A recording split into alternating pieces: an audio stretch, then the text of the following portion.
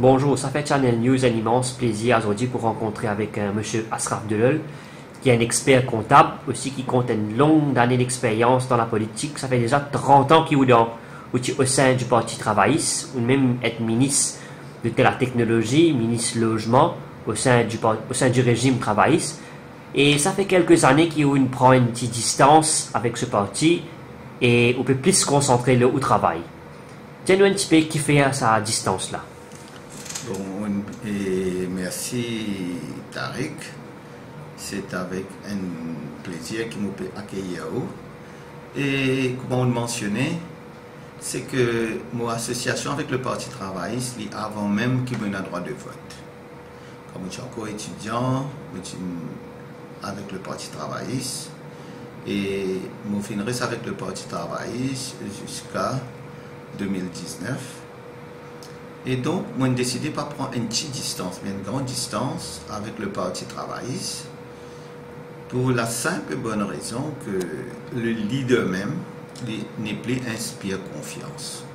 Le docteur Navin Ramgoolam, qui aujourd'hui est encore leader du Parti travailliste pendant plus de 25 ans, et je ne pas trouver qu'il y a un monde de parole, un monde qui est dans le sens de l'honneur, et il n'a aucun respect pour un engagement qui lui-même prend.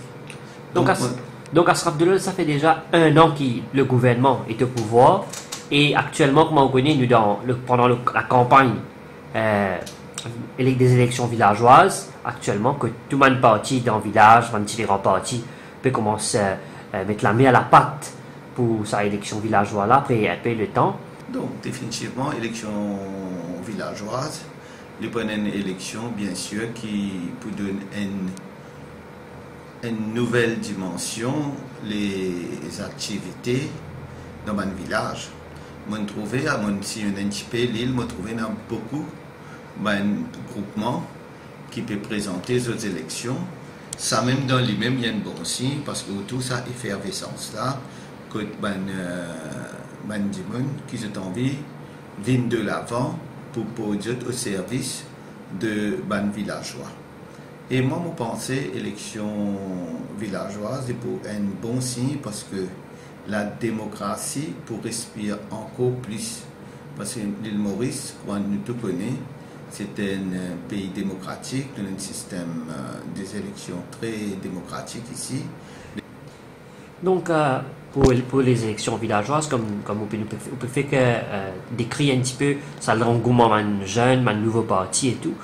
Et après, ça fait après quelques temps où ex-leader Navin Ramgoolam qui a annoncé qu'ils ont vers l'alliance ensemble avec Paul Béranger et Xavier-Luc Duval. Ils ont fait plusieurs conférences de presse à plusieurs reprises. Cette semaine-là, nous trouvons qu'ils fait une conférence de presse comme si en solo. Donc, dès au début, il paraît que l'alliance-là, il y a une alliance contre nature. Parce qu'un seul élément qui unit, un seul trait d'union entre ces différents leaders, c'était le désir de gagner pouvoir. La jouissance du pouvoir, c'était la seule trait d'union entre ces leaders. C'est à cause des élections, nous, de la campagne élection villageoise, je pensais à cause de ça qu'ils ont décidé de pousser par eux d'une raison ou du auquel. Il y a un calcul tactique du docteur Navin Ramgoolam pour dire que ça, si l'élection village peut venir, donc il connaît bien, il n'est pas un secret pour personne qui est le MSM, l'alliance dirigée par Pravin Jagannath, ils ont un ancrage très fort dans les régions rurales. Donc, ce qui fait que le docteur Navin Ramgoolam, de ce calcul, il pensait que s'il y associé avec PMSD et le MMM, et ça, pas pour donner aucun avantage, il pas pour donner aucun plus pour affronter les élections villageoises. Enfin, ce groupement, qui proche avec le groupement qui est proche avec le Parti travailliste, pas pour jouer aucun avantage avec ça l'alliance et comment nous dire l'alliance Moni là.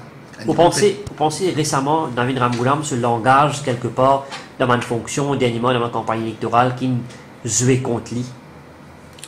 Non, on est capable. Il y a une affaire qui, moi, je pensais que j'ai réalisé quand on est à la plaine verte, on critique la communauté hindoue avec l'histoire de Katori. L'histoire de Katori, pour moi, c'est l'épisode Requin 2. Vous vous rappelez, en 2014, dans cette circonscription, quand il expliquait comment il a Béranger, comment il est venu, comment il a Béranger, comment il a besoin de comment on l'appelle requin, un gros requin, qui a besoin de faire. L'épisode Requin 1, c'est aussi un facteur qui vraiment démotive et décourage les militants pour supporter l'alliance travailliste MMM. Et en 2019, il est venu avec l'épisode, comment on appelle ça, le Requin 2, c'est l'épisode 14, quand il est venu. En d'autres mots, moi, comme on dit ça, je trouve ça une insulte à la population dans la grande famille mauricienne dans son ensemble. Ce n'est pas une communauté, mais c'est la population en ensemble qui est bien insultée, parce que la communauté hindoue, c'est une communauté qui fait partie de la grande famille mauricienne. Et si on peut insulter une communauté ou bien insulter la grande famille mauricienne,